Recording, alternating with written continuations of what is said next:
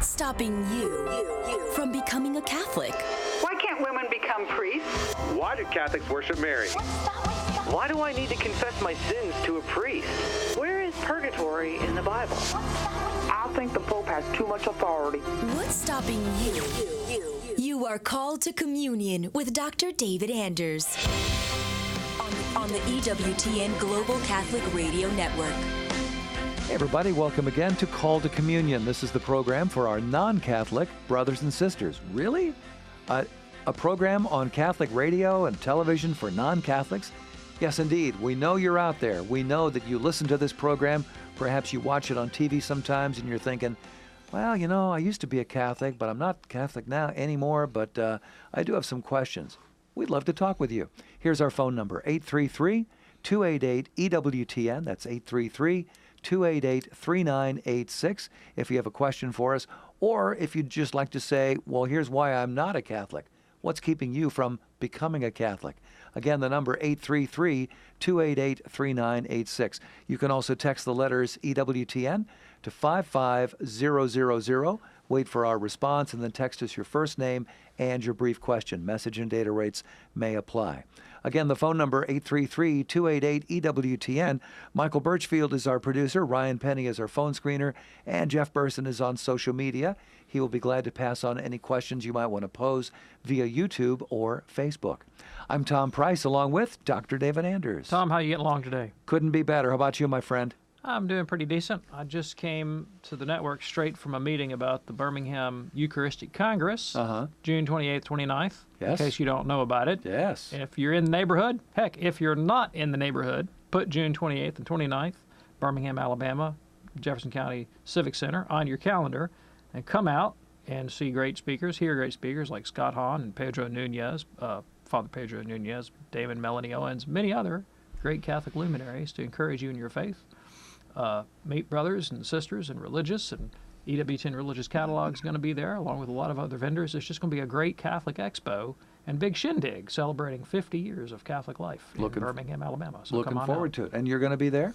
I'm going to be there, yep. Excelente. All right. We're going to lead off here with an email from Joe who says, does the Catholic Church permit donation of one's organs after they die? Only after you die, right? I would hope so. Except, well, you know, obviously you can give a kidney away and still stay alive. But yes, you can donate organs. That's fine, provided that you don't do anything to hasten death. You know, that sort of thing. So, sure. Yes. Okay.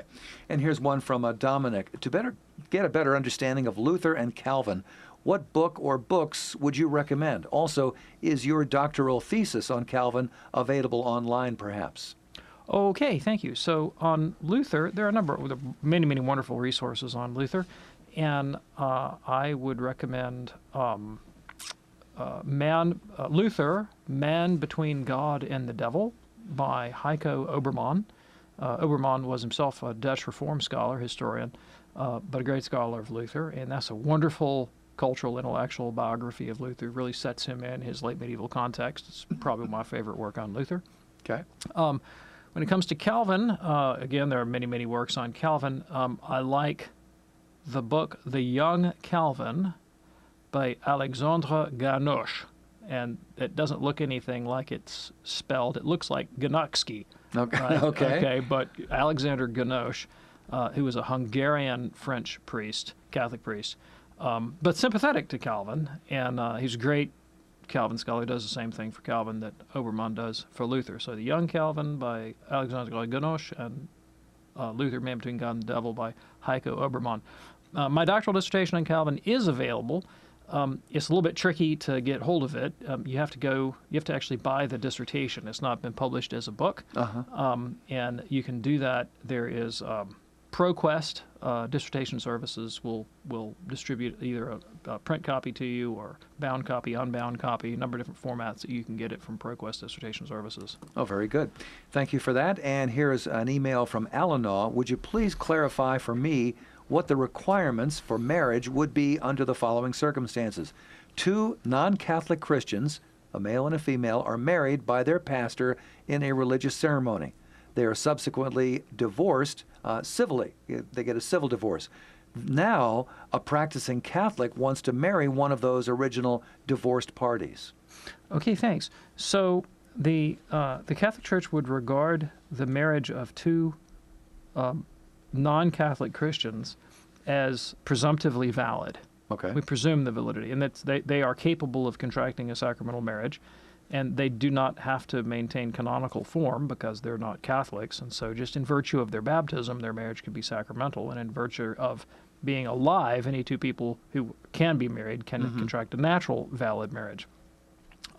So since the Church regards that as presumptively valid, one of those people, well, the one that had previously married or would presume to have been married, would need to obtain an annulment, a judgment by the Church that they in fact were not married, in order to be eligible to marry at all, right? Okay, very good. And we just received a quick question here from Isabel, watching us today on Facebook. Can you have a Mass for your loved one after they are cremated? Oh, of course. Yeah, thank you very much. So, we offer the Holy Sacrifice of the Mass for the repose of the soul, and the soul is going to benefit from the Holy Sacrifice of the Mass, whether your remains are cremated or not. Okay, very good. And here's a question now from Peter. This may take a bit of time on Facebook, and it's really only 5 words. What does the altar represent? The altar in the Bible or the altar in a church? Doesn't say. Well, an altar is a table of sacrifice. So it doesn't represent anything. It is what it is. It is the space on which you offer a sacrifice. In the Old Testament sacrificial system, the animal would be slaughtered on an altar, all right, and then burned and consumed. In the New Testament church and the Catholic Church, the Eucharist is consecrated on an altar of sacrifice, and then offered in sacrifice to God. Okay, very good.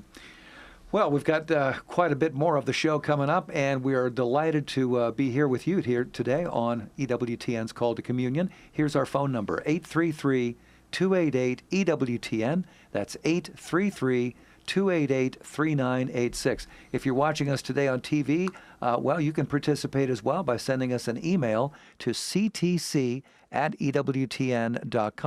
ctc@ewtn.com. And of course, all the other ways to contact the show that we mentioned up at the top, when that would be texting, and our Twitter handle @EWTN Radio, or perhaps YouTube, Facebook, lots of ways you can get in touch with us. Let us know why you're not a Catholic. What is keeping you from becoming a Catholic? Again, our phone number, 833-288-EWTN, here on Call to Communion. Stay with us.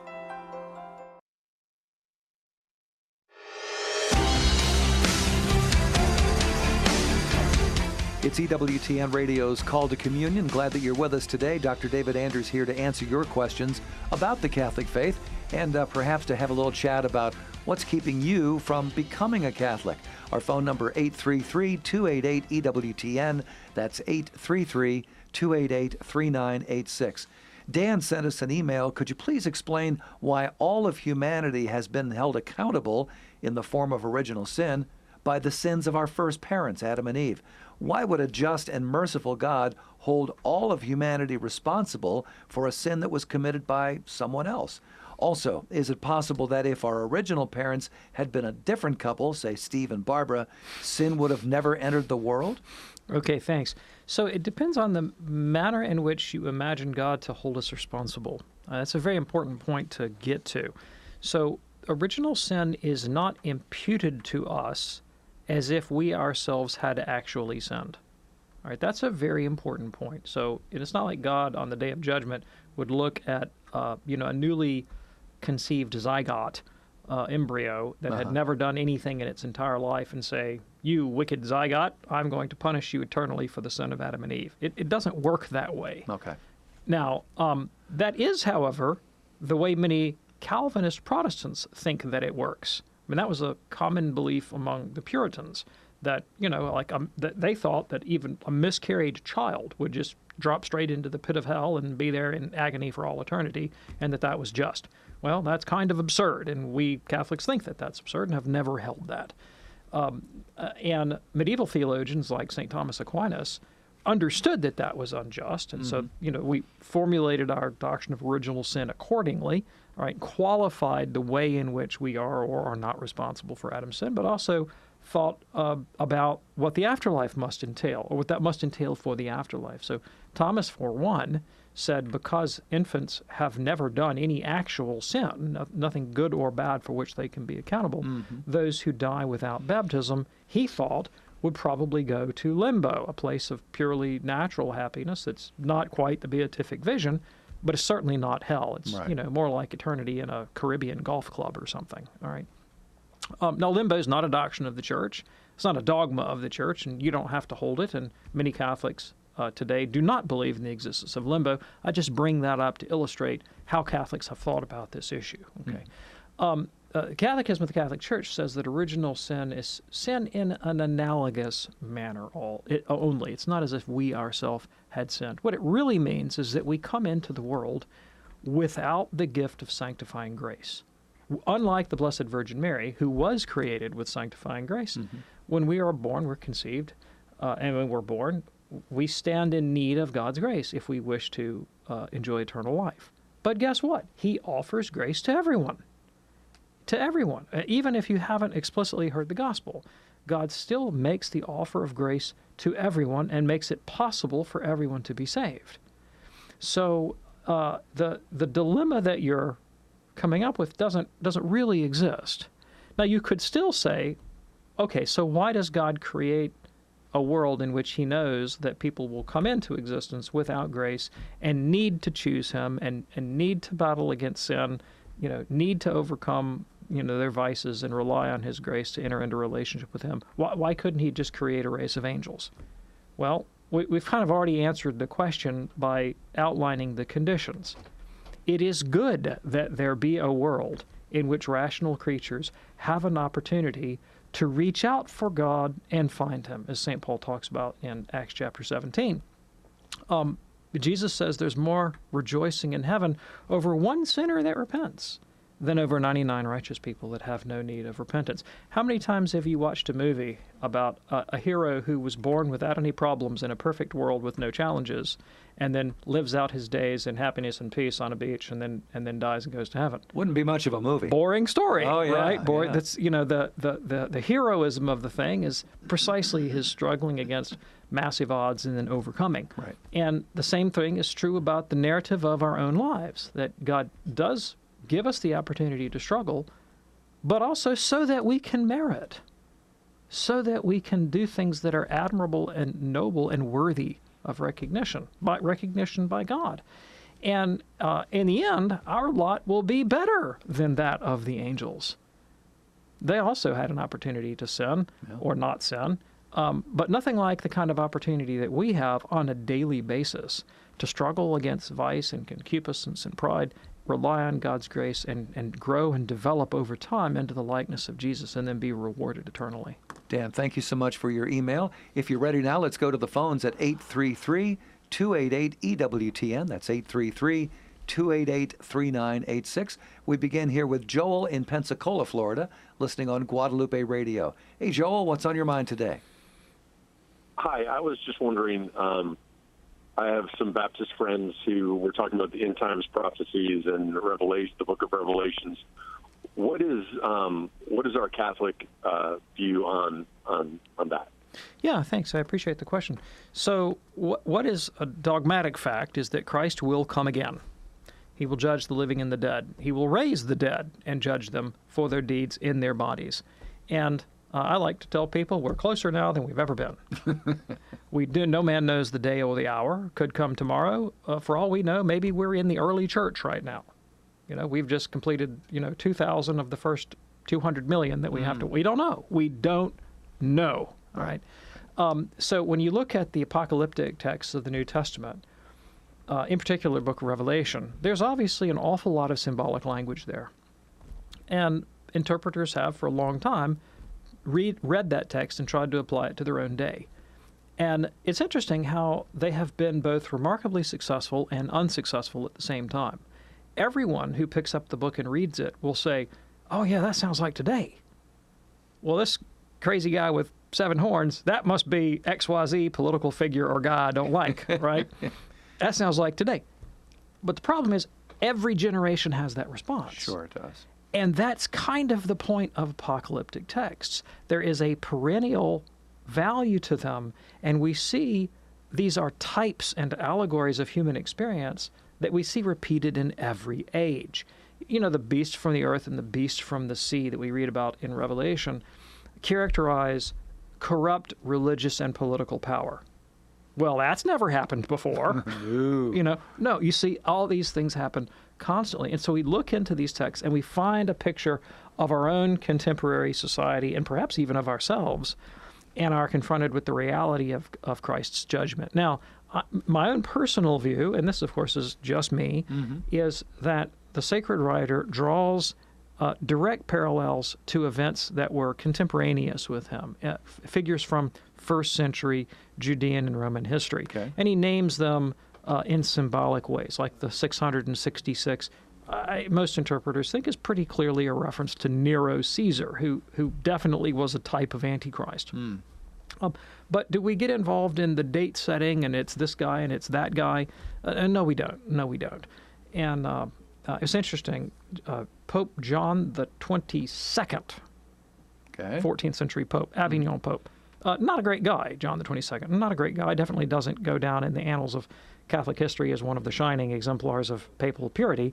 But nevertheless, he dealt with a lot of this in his own day. And guess who a lot of his contemporaries were pegging for Antichrist? John the 22nd, right? No surprise, yeah. And he was like, don't like that very much. Yeah. Interestingly, best thing he ever did, in my judgment, was canonize Thomas Aquinas. You know, so that's kind of the story. Now, when you look at Matthew 24, which is another one of these sort of end times apocalyptic passages, Jesus seems to locate it pretty definitely within the first century. He says, when you see Jerusalem surrounded by armies, wars, rumors of wars, then run for the hills because the end is nigh. And so one way of reading that would be to say, well, clearly Christ predicts the historical fall of the city of Jerusalem to the Romans in 70 A.D., but also finds in that a kind of a type or a sort of an allegory for these kinds of experiences that recur for the church in every age. Okay. Hey, Joel, we hope that's helpful for you. Thank you so much for your call. That opens up a line for you now, 833-288-EWTN, if you have a question for Dr. David Anders, or if you'd just like to share why you're not a Catholic. We would love to talk about that. 833-288-EWTN. That's 833-288-3986. Let's go to Julia now in Tacoma, Washington, checking us out today on Sirius XM 130. Julia, what's on your mind today? Well, I recently completed my RCIA, and I felt like the class that I attended was really poorly executed, and I studied a lot. I took a lot of information into my head, not as much experience into my heart, but I tried to connect as much as I could throughout the class and praying the rosary and such and connecting with the community. But what weighs heavy on my mind is the sin, and having been of the world for nearly 50 years and sinning and still sinning, and it seemed to be taken too lightly in the instruction that I was given, and I just don't know how to approach it, and I don't know if I'm being too hard on myself. I just don't know how to move forward, but I won't take communion without completing it. Oh, sure. Thanks. I really appreciate the question. Great question, in fact. And I think the saints are going to be a really great help to you here. And if you've never familiarized yourself with Augustine, St. Augustine of Hippo, 4th century saint and doctor and theologian of the Church, his autobiography, The Confessions, is the story of a man who was absolutely weighed down with his own consciousness of sin and of the deep struggles that he had in finally arriving at Catholic baptism, and then the incredible relief that he experienced and the joy that followed that. I really strongly recommend you take a peek at the life of St. Augustine. I don't know if you've been baptized or not, but if you have not been baptized, then if you were to receive baptism, everything you've done in the past is remitted completely in baptism. If you are baptized, and it's just a matter of being a candidate for confirmation, you will go to confession before your First Holy Communion. Same thing. The guilt of all your sin will be remitted in the confessional, and you'll be given an opportunity to do penance, right, for the satisfaction that you need to make for temporal sin.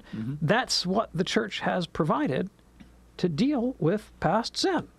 And so if you take those steps, either submit yourself to baptism or to the sacrament of penance, then that's why you have the confidence to go worthily to communion. Now, your intuition that I ought not to go to communion unworthily, that's true.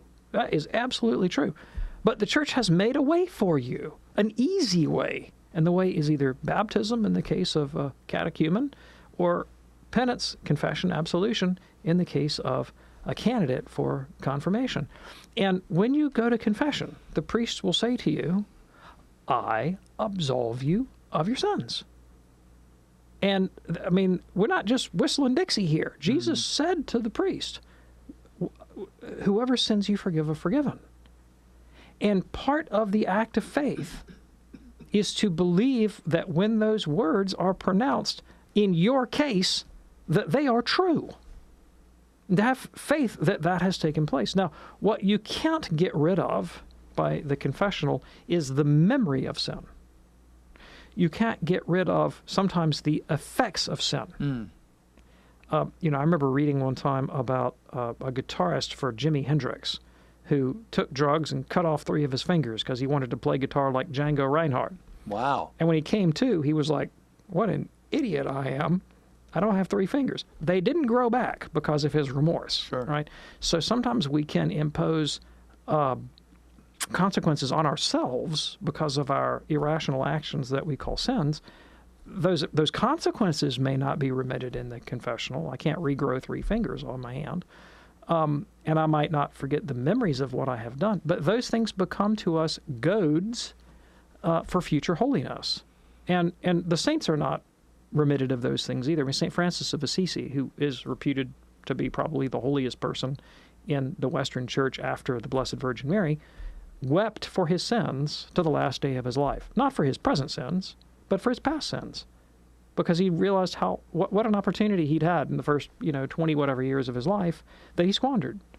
And he made up for lost time something good. Yes, he did. But he regretted those first 20 years. And that's not a bad attitude, It's not an unjust attitude to have remorse or to mourn those lost opportunities from our early life when we did things we regret. But those things no longer stand as barriers or impediments between us and relationship with our loving God and Father. They should not consume us. They should not. No, they certainly shouldn't consume you. Yeah, absolutely. Julia, thank you so much for your call. Went to confession last night. There was something that was bothering me, has bothered me for maybe 3 or 4 days now, and I thought, well, let's just make sure. I explained it to the priest, and was absolved of that sin. Did the penance, and as we've always taught our dogs, if you don't want the dog to pick this thing up, you just say leave it, and if you try, so I'm just saying leave it. It's done. It's confessed. Let that thing go. You gotcha. All right. This is Called to Communion here on EWTN. Our phone number 833-288-EWTN. That's 833-288-3986. One real quick question here before we go to break. This is from Tom. I've heard all Catholics are Christians, but not all Christians are Catholics. Is this true, and what differences exist between them? The question is, all Catholics are Christian, but all Christians are not Catholics. That's correct. That true? That's correct. That is correct, right? Mm-hmm. To be a Christian is to be a baptized follower of Christ.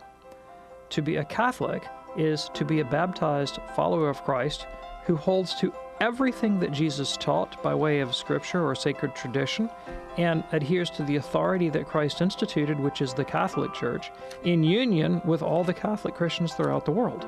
Tom, thanks so much for your question via Facebook. Lots more straight ahead here on this edition of Called to Communion on EWTN. Stay with us.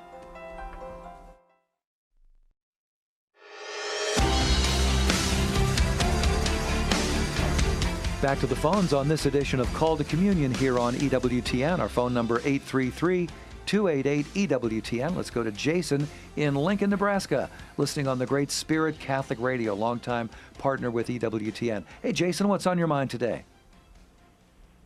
Just calling in, just looking for proof or evidence of the Creator. Just wondering what answer you have for me. Oh, thanks. Is there evidence for the existence of the Creator? Sure. Well, the Catholic understanding of God is that, it's our definition, right, is that God is the first principle. God is the first principle. Let me explain what that means. If you are in the discipline of geometry, the principles are the axioms. These are the foundational bedrock truths from which all the demonstrations will flow, all right? And, there are principles that underlie the continuing existence of the coffee cup that I'm holding in my hand right now, like chemical bonds and laws of physics and so forth. And so we can look for principles in all sorts of domains of reality. But does reality as such have a principle? Is there a ground of its intelligibility?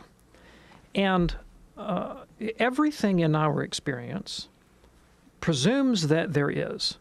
I mean, you can look at science, you can look at philosophy, you can look at veterinary medicine, for crying out loud.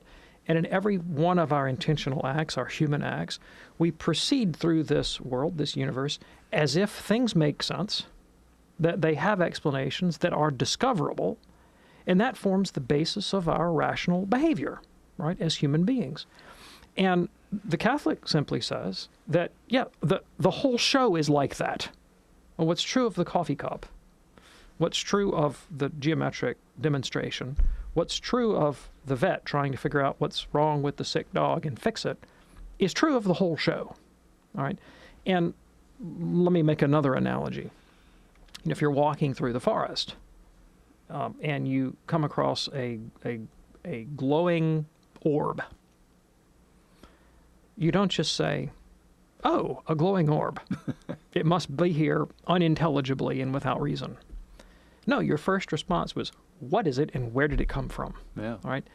And if you blow the orb up so that it is the size of the Empire State Building, the problem of explaining the orb does not shrink, it gets proportionately bigger. Now just keep blowing that orb up bigger and bigger and bigger until it is coextensive with the dimensions of the space-time universe. You haven't just eliminated the problem. You've just made it even bigger, right? And the Catholic Church doesn't say that we know much at all about the character of that first cause, not so much what it is, as simply that it is, right?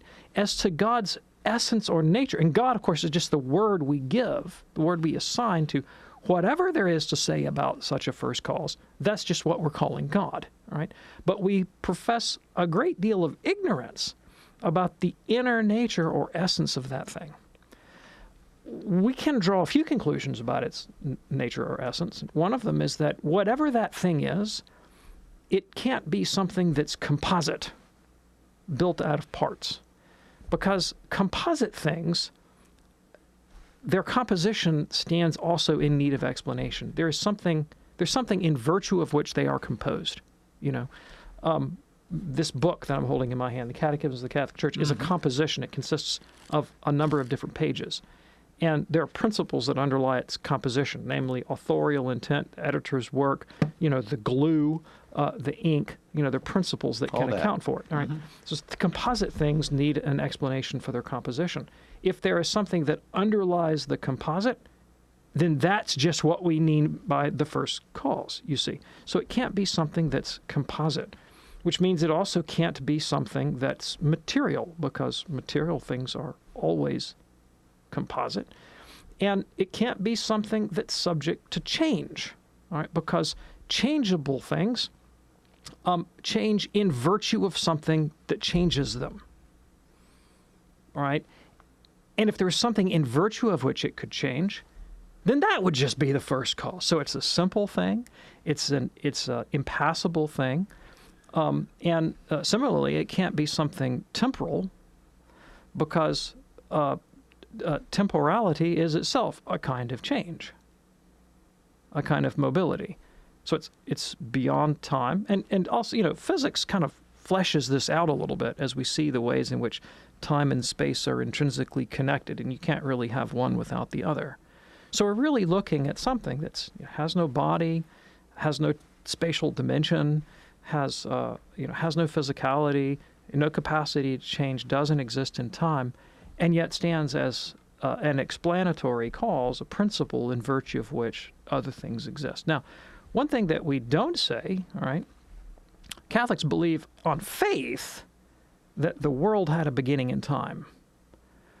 But we don't say that you have to believe that's philosophically demonstrable. So if you say, well, look, I believe there may be such a principle, but it's coextensive with the universe, or it's co-eternal, I should say, with the universe. The universe has always been there in virtue of whatever that underlying principle is. Catholic Church says, yeah, that's a reasonable philosophical position to hold, all right? That the eternity of the world is something that philosophers could potentially hold. Now, there may be reasons not to hold it.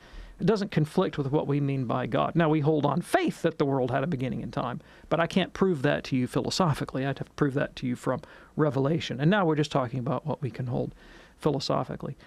Well, maybe you come back to me and say, well, Anders, I just don't think reality works that way. I just think that there are brute facts. There are things that are unintelligible. There are things that don't make sense and don't have causes. Well, okay, that's fine. I wonder what the likelihood is that the Easter Bunny is suddenly going to appear on the middle of my desk for absolutely no reason. Okay, well, I mean, are you asserting that the universe is of that sort? It's the sort where unintelligible brute facts can just happen, can just occur for literally and absolutely no reason. And could you ever, in principle, know that to be the case?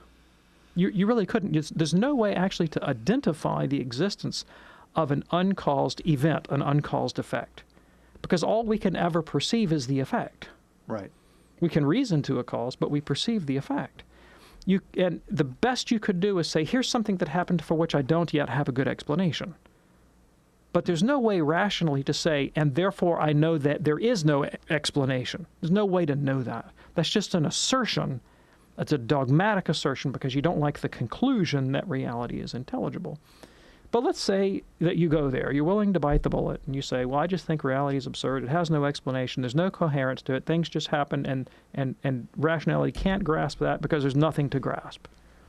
Okay, well, you can say that, but at what cost? Well, you've got to throw out science. That's certainly not a scientific position to take, because science is based entirely on the premise that reality is intelligible, and that it's sort of uniformly and coherently intelligible, so that if I discover something in physics, it's not going to contradict something that I discover in chemistry. And if somebody asserts something in biology that conflicts with what I know about geology, well, it can't be true, right? There's a kind of consistency that runs, a thread that runs through the whole show. Sure. And Catholics go, yeah, sounds good to us. So in a sense, the debate between theists and atheists is not so much a debate about whether or not there is some object in addition to the space-time universe called God. And in fact, Catholics really don't believe that God is an object of that sort. Right? God is not a being among beings. He doesn't fall in a genus. Okay, it's really a debate about the nature of explanation as to whether or not you think that our explanatory faculties cohere with reality, or whether they are just absurd. So, you want to go with absurd? I guess you could claim to be the Easter Bunny popping on my desk if you want. Probably not, though. Hey, Jason, that was a great call. But, yes. Last thing. Yeah, okay. That's just a brief touch of some of the arguments for the existence of God. To elaborate on those, I'm going to give you a couple of books. Oh, very good. Or suggest a couple of books. Sure. One of them is a recent book by Edward Feser, F-E-S-E-R, called 5 Proofs for the Existence of God. Another one, really one of my favorites, is by an Eastern Orthodox theologian named David Bentley Hart. It's simply called The Experience of God. Those two books, great introductions to this topic. Very good. A couple of good resources for you, Jason. Thanks so much for your call today from Lincoln, Nebraska. It's Called to Communion here on EWTN. Let's go now to Bob in Tiffin, Ohio, listening on St. John Paul the Great Catholic Radio. Hello, Bob. What's on your mind today? A little information, please, about God's will in the Catechism of the Catholic Church, 2822 speaks of it, and to love one another, and how that compare and contrast, and does the Catechism have it right when we are to love one another rather than to love our neighbor as ourselves, and that Jesus is the model? Okay, let me read paragraph 2822 of the Catechism. Our Father desires all men to be saved and come to a knowledge of the truth. He is forbearing towards you, not wishing that any should perish. His commandment is that you should love one another, even as I have loved you, that you also love one another. And the citation there is from the Gospel of John, chapter 13, verse 34. This commandment summarizes all the others and expresses his entire will. So obviously the Catechism means this expresses his entire will with regard to humans' treatment one of the other. I mean, the command to love God, of course, not explicitly mentioned, but that's also part of the revelation. So I'm not quite sure if I understand your question. You contrasted this command with another command of Christ that we should love our neighbor. And I'm not quite sure I see the distinction between loving one another and loving my neighbor. I think they both essentially name the same reality. Okay. Bob, thank you so much for your call. It's Call to Communion here on EWTN. Got a question here from Sharon via Facebook. We were talking earlier about what is keeping you from becoming a Catholic. Sharon says, what has made me fall away from the church is the feeling that EWTN and the church have endorsed certain political candidates. And I want to speak to that for just a second, if I could. EWTN doesn't promote or endorse any candidates for any office. We don't endorse or promote any political office or political party. We don't do that. We don't do it because we don't want to do it and we can't do it. So that is just now maybe you could speak a little about what the church teaches. Yeah, sure. And I'd like to speak anecdotally a little bit also as my experience as a Catholic. I have wonderful Catholic friends who disagree with my politics entirely. Okay. And we are on completely opposite sides of political issues. Me too. That's one of the most brilliant things about being a Catholic. Because I know some non-Catholic religious institutions where if you disagree on politics, you're shown the door, down to the congregation down the street where you can, flock with birds of a feather. Yeah. Right? That's not how the Catholic Church works. We actually open our doors to everybody.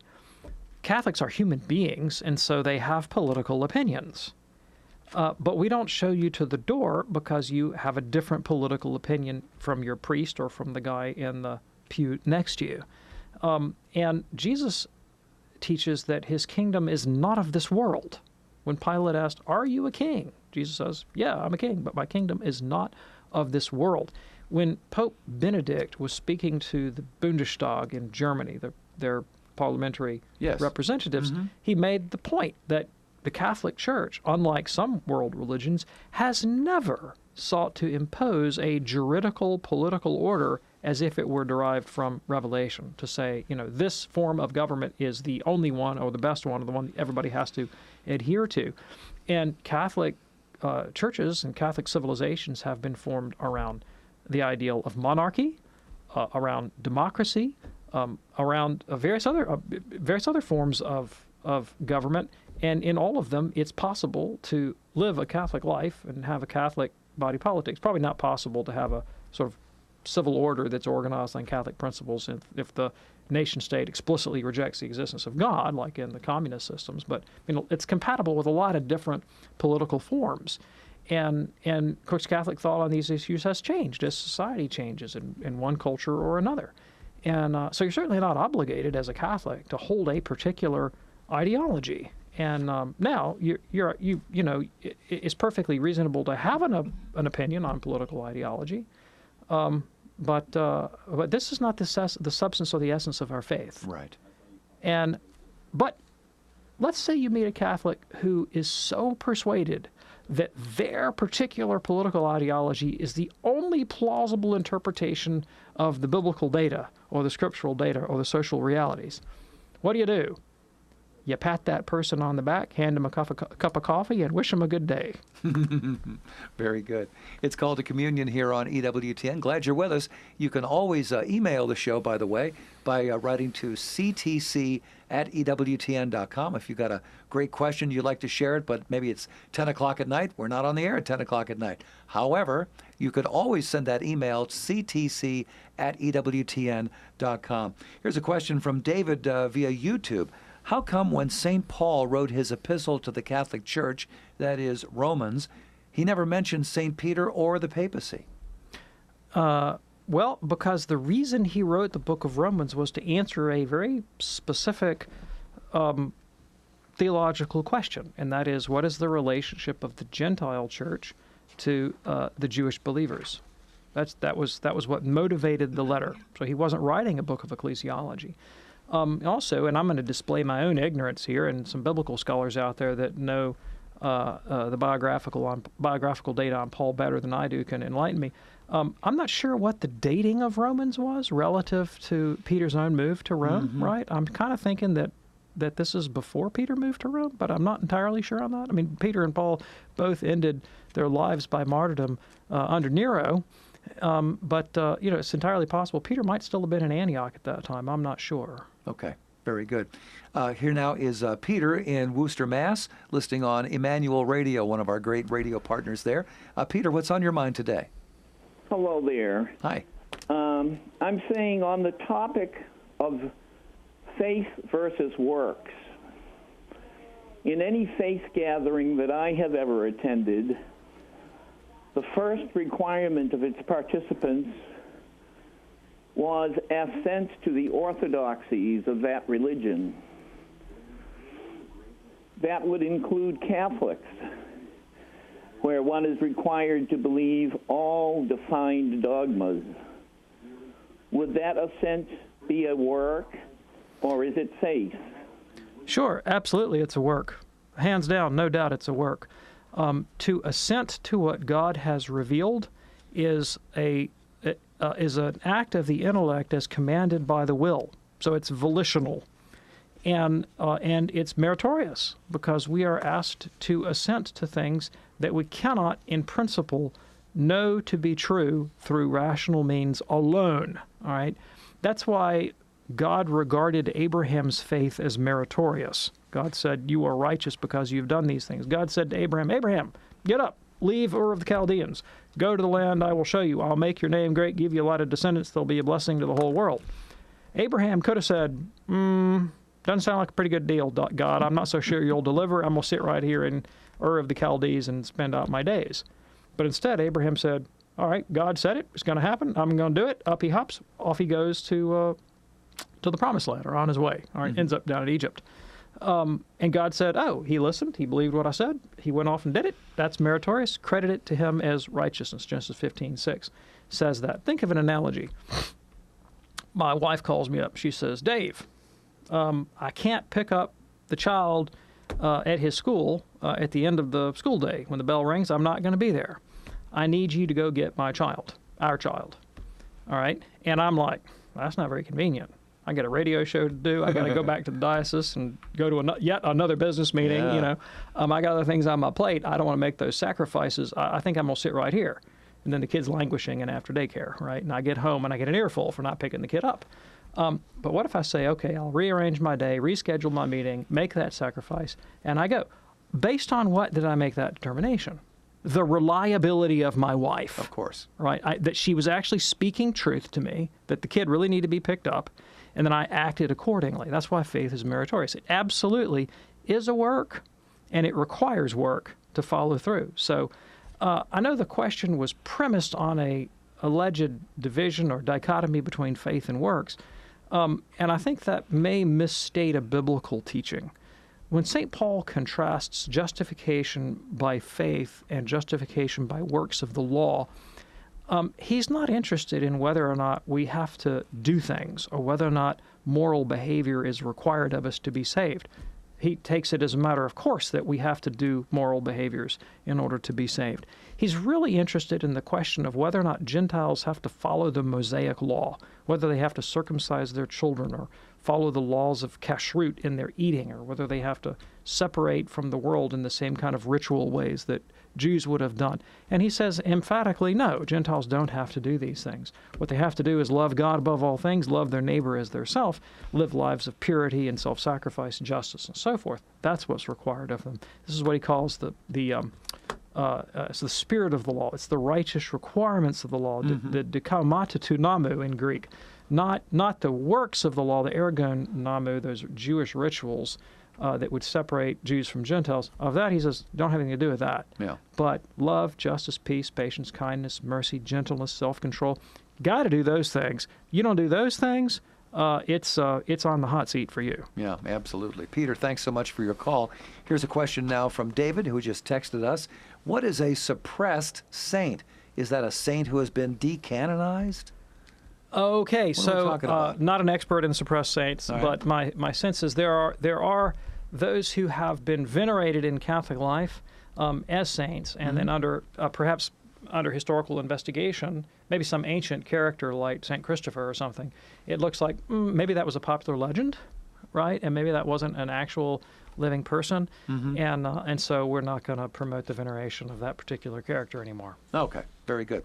Here's an email came in from Maria. Dr. Anders, my question is about homosexuality. Where in the Bible does it says that is okay? My daughter 6 months ago met a lady with 3 kids, moved in with her, and now they're planning their wedding. They're attending a Christian church. I guess for them this is okay. We've been praying for her to realize she is in the wrong, but maybe we haven't prayed enough. I don't know what else to do. My son and daughter don't want her and her new family around their family. They want to protect their kids from this kind of heresy. So our family is being divided. My husband doesn't want me to be around and them at all either. Any help that you could provide would be very great. That's from Maria. Yeah, so there's nothing in Sacred Scripture that says that it's okay. On the contrary, Sacred Scripture takes exactly the contrary point of view and says that you absolutely can't do this thing. You cannot do this thing in a number of places. So, Romans chapter 1 is a classic text that talks about the disordered passions that people exhibit when they engage in sexual activity with members of the same sex, 1 Corinthians chapter 6, and many other texts as well.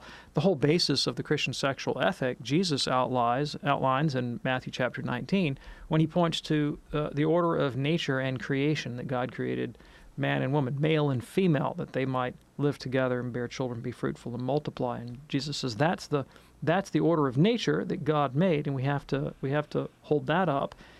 Even so much so that it's not even lawful for Christians to divorce, because what God has joined together, let man not separate. And without that purity of heart that he speaks of in Matthew chapter 5, we will not see God. So Scripture is entirely against this. Not only is Scripture against it, but reason is against it, because sin is just an irrational act. That's what sin is. Sin is an irrational act. It's an act against our own good that's knowable by reason. And how do we discern our own good? Well, it doesn't take maybe it does. It doesn't take a degree in cardiology to know what the heart is for. It's for pumping blood. And it doesn't take you don't have to have a whole lot of knowledge to know what the human sexual faculty is for. It's for procreation. Now, that doesn't mean that it doesn't have a lot of sort of ancillary benefits, but that's not what they're for, right? And of course, human sexuality is not just about private physical pleasure, but it has powerful social consequences. I mean, to begin with, it's a social reality for the two people engaged in it, by definition. But it also has social consequences for the rest of the civil order, because sexuality, because of its intimate connection to procreation and children, calls forth, of necessity, institutions to protect and hallow and sanctify the dignity of parents in their own children, what we call the family, based on marriage. And that's not just a Catholic thing. That's kind of a universal human phenomena around the world in every civilization down through history. And to set homosexual sex up as if it were somehow equivalent morally to the sacrament of matrimony or even natural marriage is to just completely reconfigure our conception of what a human person is and the nature of his or her own and society's flourishing. And that's basically what we've done in the modern world. We've said the human being is not for anything except for his own private and autonomous pleasure. But that way ends in death. I mean, and I'm not just talking about homosexuality. I'm talking about the point of view that says, I am for nothing, and I create my own reality or my own values, that definition is nihilistic. And that'll be the destruction of ourselves and of our entire culture, which is precisely what Paul warns about in Romans chapter 1. He says that these kinds of things can become their own punishment when God hands people over to their lusts to do that which is what is unnatural. Now, the fact that that is unnatural and sinful doesn't mean that we hate or despise homosexual persons any more than we hate or despise anybody who does what's irrational. We all do things that are irrational, that hurt ourselves, and that's why God gave us the sacraments of the Church, to heal our wounded natures, to enable us weak and wounded people to live in accord with our own true and eternal good. Maria, we'll be praying for you and for your family. Dr. David Anders, thank you, sir. Thanks, Tom. See you next time right here on Call to Communion. I'm Tom Price. You have a wonderful day. God bless.